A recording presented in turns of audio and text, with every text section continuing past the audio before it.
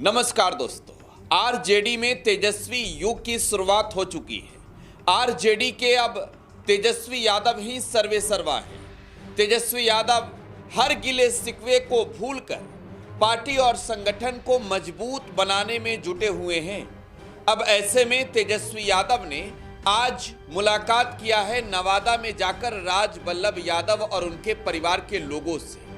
आपको मालूम है राज बल्लभ यादव का राजद के साथ कैसा रिश्ता था, राज बल्लभ यादव लालू यादव के कितने करीबी थे और लालू यादव के परिवार से राज बल्लभ यादव के परिवार का रिश्ता आखिरकार क्यों टूट गया, आज रडार में विस्तार से समझाएंगे।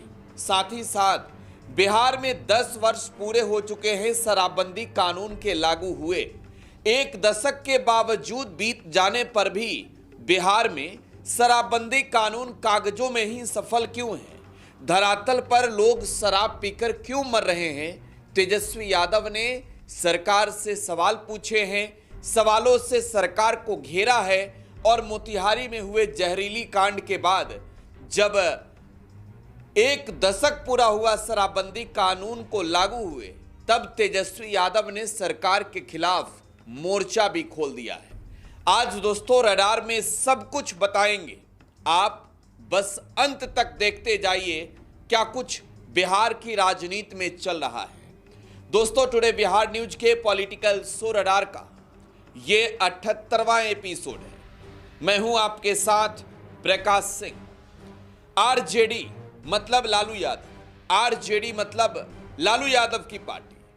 अब लालू यादव के राजनीतिक विरासत को तेजस्वी यादव दोस्तों संभाल रहे हैं। तेजस्वी यादव बखूबी संभाल रहे हैं। पार्टी के कुनबे को मजबूत बनाने के लिए पूरे देश भर में घूम रहे हैं। हाल ही में तेजस्वी यादव केरला में नजर आए। केरला में तेजस्वी यादव ने राष्ट्रीय जनता दल को 3 सीटों पर लड़ाया और आरजेडी के लिए कैंपेन में शामिल होने के लिए एलडीएफ अलायंस को चुनाव जिताने के लिए खुद तेजस्वी यादव ने धुआंधार चुनाव प्रचार भी किया। 4 दिनों तक केरला में तेजस्वी यादव ने चुनावी सभाएं की, रोड शो किया और वहां एलडीएफ अलायंस को जिताने के लिए तेजस्वी यादव ने खूब पसीने बहाए। इसके बाद तेजस्वी यादव मुंबई गए। मुंबई से तेजस्वी यादव पटना लौटे और पटना से सीधे वो रांची रवाना हो गए। रांची में तेजस्वी यादव ने दोस्तों आरजेडी के कार्यकर्ताओं के साथ सीधा संवाद किया। तेजस्वी यादव ने रांची में अभिनंदन समारोह के दौरान झारखंड के जो राष्ट्रीय जनता दल के कार्यकर्ता हैं, नेता हैं, जिनके बदौलत पार्टी और संगठन झारखंड की सरकार में शामिल है। झारखंड में 7 सीटों पर चुनाव लड़ी आरजेडी, 4 सीटों पर जीती, जिसमें 7 सीटों में 2 सीट पर फ्रेंडली फाइट ही था।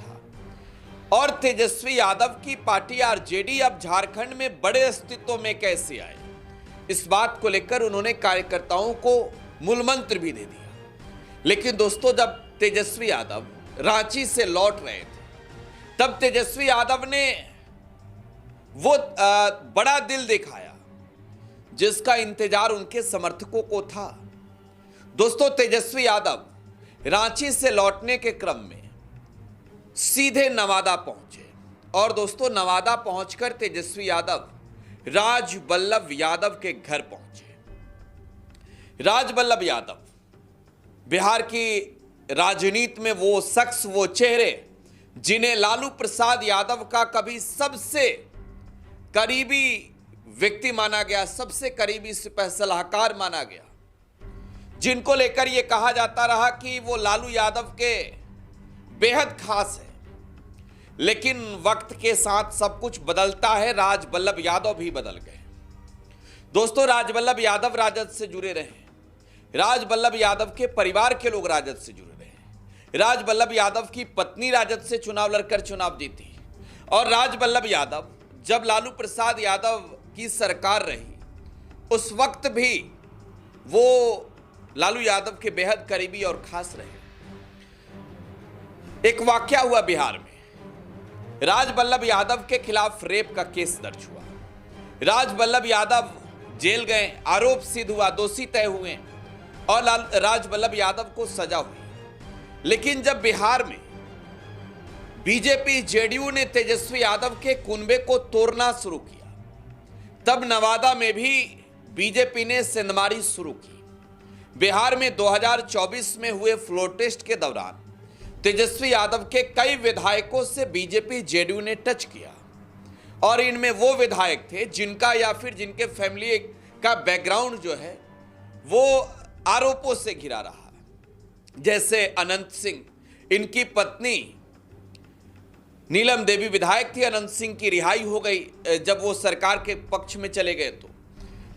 और इनके अलावा चेतन आनंद, इनके पिता पर तरह तरह के आरोप हैं, जेल में थे, सजा काट रहे थे। इसके अलावा प्रहलाद यादव, लखीसराय के सुरगढ़ा वाले, उन पर भी बहुत सारे मामले थे।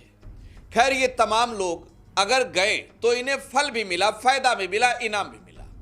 राजबल्लभ यादव की पत्नी बीभा देवी भी बीजेपी के साथ चली गई, और नतीजा ये हुआ कि रेप केस में सजा काट रहे राजबल्लभ यादव को रिहाई मिल गई। खैर, राजबल्लभ यादव, उनके समर्थक ये कहते रहे कि उनके विरुद्ध जो तमाम आरोप लगे हैं ये आरोप झूठे हैं, ये आरोप उन्हें राजनीतिक रंजिश, राजनीतिक साजिश के तहत उनके राजनीतिक कैरियर को खत्म करने के लिए किया गया है, और राजबल्लभ यादव रिहा होने के बाद से फिर से सियासत में सक्रिय हो गए।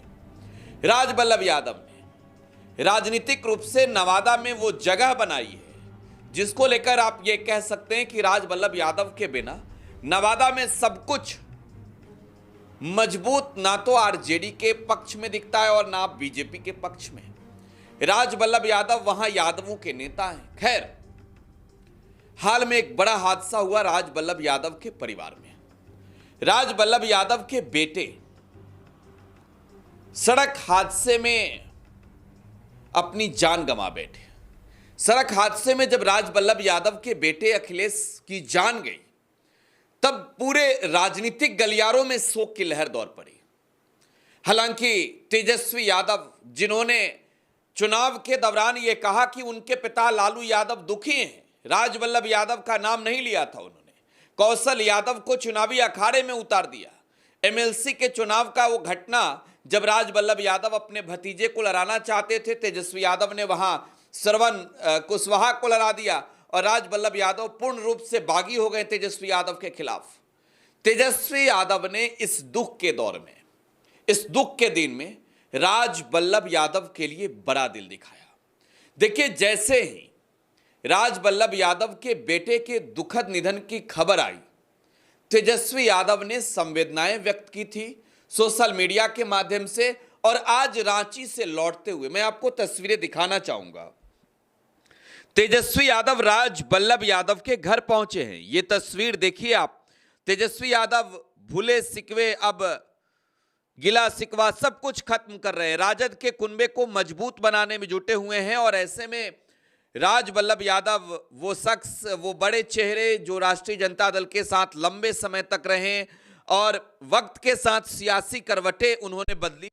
तेजस्वी यादव ने बड़ा दिल दिखाया है। राजबल्लभ यादव के घर जाकर न सिर्फ दुख जताया है, बल्कि राजबल्लभ यादव के इस दुख के दिन में साथ खड़ा होने का एहसास भी दिलाया है। और बिहार में तेजस्वी यादव और राजबल्लभ यादव की जो तस्वीर आई है, इस तस्वीर के सामने आने के बाद लाजमी है कि कई चर्चाएं भी होगी कि तेजस्वी ने बड़ा दिल दिखाया तो राजबल्लभ यादव भी बड़ा दिल दिखाएंगे। लेकिन सबसे बड़ी बात यह है कि राजबल्लभ यादव के लिए तेजस्वी यादव ने तो बड़ा दिल दिखाया है, और आप तस्वीरों में देख भी सकते हैं जो तेजस्वी यादव के समर्थक हैं, जो राजबल्लभ यादव के समर्थक हैं, वो तमाम समर्थक भी आपको तस्वीरों में नजर आ रहे होंगे। और समर्थकों का जोश जो है वो काफ़ी आज हाई नजर आ रहा है, क्योंकि समर्थक कभी नहीं चाहते कि राजबल्लभ यादव और लालू यादव अलग हों। और तेजस्वी यादव आज जब राजबल्लभ यादव के घर पहुंच गए तो एक तौर पर आप कहिए कि समर्थकों का जोश और हाई हो गया। चलिए अब बात करेंगे दूसरी खबर की। बिहार में शराबबंदी कानून को लागू हुए 10 वर्ष से अधिक हो गए हैं। बिहार में शराबबंदी कानून तो लागू है, लेकिन जहरीली शराब पीने से लोगों की मौत हो रही है। दोस्तों, बिहार के मोतिहारी में 9 लोगों की जान चली गई जहरीली शराब पीने के वजह से, और ये तब हुआ जब शराबबंदी अपना 10वां वर्षगांठ मना रहा था। 9 लोगों की जान आज की तारीख में आप ये कह सकते हैं कि बड़ा सवाल है कि किसने लिया। जहरीली शराब ने तो लिया, लेकिन इस जहरीली शराब कांड के पीछे जिम्मेवारी किसकी बनती है। सबसे बड़ी बात कि जहरीली शराब कांड जो हुआ इस बार, इससे पहले 2023 में भी मोतिहारी सदर के इसी इलाके में, तुरकौलिया रघुनाथपुर के इलाके में हुआ, जिसमें 42 लोगों की जान गई थी। और सबसे बड़ी बात कि एक ही डीएम दोनों वक्त रहे। जो डीएम 2023 में थे वही डीएम 2026 में हैं। तो जिलाधिकारी के कार्यकाल के दौरान ही ये जहरीली शराब कांड हुआ, 2 बार हुआ। अब सवाल ये कि जिम्मेवार कौन है। जब एक बार जहरीली शराब कांड हुआ तो प्रशासन सजग क्यों नहीं हुआ। तेजस्वी यादव ने शराबबंदी वाले बिहार में आज सरकार पर सवाल पूछे हैं, सवाल खड़े किए हैं। तेजस्वी यादव ने अपने आधिकारिक सोशल मीडिया हैंडलों का इस्तेमाल किया है और सवाल पूछने के लिए तेजस्वी ने पूछा, शराबबंदी की विफलता का दोषी कौन? मेरे सवालों, तर्कों और तथ्यों का जवाब दें। शराबबंदी कानून को लागू किए हुए कल 10 वर्ष पूर्ण हुए, लेकिन यह शासन, प्रशासन और शराब माफियाओं के नापाक मजबूत गठजोड़ की बदौलत यह कानून अपने उद्देश्य की पूर्ति में एकदम विफल हो रहा। शराबबंदी नीतीश कुमार का सबसे संस्थानिक भ्रष्टाचार साबित हुआ, इसके कारण बिहार में 40,000 करोड़ की अवैध समानांतर अर्थव्यवस्था खड़ी हो गई है। शराबबंदी कानून के क्रियान्वयन की देखरेख वाले गृह और मद्य निषेध विभाग के अधिकांश इनके पास ही हैं। शराबबंदी लागू होने के बाद बिहार में 11 लाख केस दर्ज कर 16 लाख से अधिक लोगों को गिरफ्तार किया गया। अब तक 5 करोड़ लीटर से अधिक शराब बरामद की गई। विगत 5 साल में 2 करोड़ लीटर से अधिक शराब जब्त की गई है, यानी प्रतिदिन औसतन 11,000 लीटर से अधिक। बिहार पुलिस के अपने आंकड़ों के अनुसार 2026 में औसतन 3,70,684 लीटर प्रति महीने अवैध शराब बरामद की गई है, यानी 12,356 लीटर प्रतिदिन। यह तो सिर्फ दिखावटी जब्त शराब है, लेकिन जमीनी सच्चाई के अनुसार बिहार में प्रतिदिन शराब की खपत 1,70 लाख लीटर से अधिक है। बिहार सरकार के मुताबिक 2026 में 18% अधिक शराब बरामद की गई, यानी शराबबंदी और बिहार पुलिस के दकियानुसुनी आंकड़ों के बावजूद भी बरामदगी में 18% का उछाल है। अवैध शराब के अलावा इस कानून की विफलता के कारण बिहार में सूखा और अन्य प्रकार के नशे की सामग्री का कारोबार 40% बढ़ा है। युवा गांजा, ब्राउन शुगर और नशीली दवाओं का सेवन कर रहे हैं। अब आप कल्पना करिए कि वास्तविकता में बिहार में शराब की उपलब्धता कितनी सहज और सरल है। सरकार यह क्यों नहीं बताती कि बिहार की सीमा में करोड़ों लीटर शराब कब, कैसे, क्यों और किसके सहयोग से आ रही है। कोई पैराशूट से तो गिराकर जाता है नहीं। सरकार जब्त की बजाय खपत के भी आंकड़े सार्वजनिक करें। आपको जानकर हैरानी होगी कि 2004-5 में संपूर्ण बिहार के ग्रामीण इलाकों में 500 से भी कम शराब की दुकानें थी। 2005 में पूरे बिहार में लगभग 3,000 शराब की दुकानें थी, जो मात्र 2015 तक नीतीश कुमार के 10 वर्षों में बढ़कर 6,000 से अधिक हो गई। और इनमें से अधिकांश दुकानें नीतीश कुमार ने ग्रामीण क्षेत्रों, पंचायतों में खुलवाई ताकि हर घर शराब पहुंचाई जा सके। आप कल्पना कीजिए, आजादी के बाद 1947 से लेकर 2005 में, यानी 58 वर्षों में केवल बिहार में 3,000 दुकानें ही खोली गई, लेकिन नीतीश कुमार के 10 वर्षों के शासनकाल में इसे बढ़ाकर 2 गुना यानी 6,000 कर दिया गया। 58 वर्षों में औसतन बिहार में प्रति व्यक्ति संपूर्ण बिहार के 51 दुकानें ही खुली रहती थी। इसके बावजूद, लेकिन इसके 2005 से 15 के 10 वर्षों का औसतन प्रतिवर्ष 300 शराब की दुकानें खोली गई। आज शराबबंदी के नाम पर यह समाज सुधारक बनने का स्वांग कर रहे तेजस्वी यादव ने शराबबंदी कानून के 1 दशक पूरा होने पर सरकार को घेरा है और बताया है आंकड़ों के साथ कि बिहार में कैसी स्थिति है, बिहार में शराब कैसे आता है, बिहार में जो शराब की बड़ी बड़ी खेपें पकड़ी जाती है, इसमें फेलियर किसका है। ये पैराशूट से तो डायरेक्ट बिहार में गिरता नहीं है। अब सबसे बड़ा सवाल ये है कि बिहार में शराबबंदी कानून लागू है तो जहरीली शराब मिल कैसे रहा है। मोतिहारी के मामले में आपको बताएं कि 2 आज लोगों ने आत्मसमर्पण किया है और इनके बारे में यह बताया जाता है कि ये बड़े शराब माफिया थे। तो खैर पुलिस जो आज एक्टिव हुई, ये पुलिस पहले एक्टिव क्यों नहीं हुई, आज रडार में दोस्तों सवाल है। शराबबंदी कानून के 1 दशक पूरे हो चुके हैं। 1 दशक में आखिर शराबबंदी कानून सफल क्यों नहीं हुआ।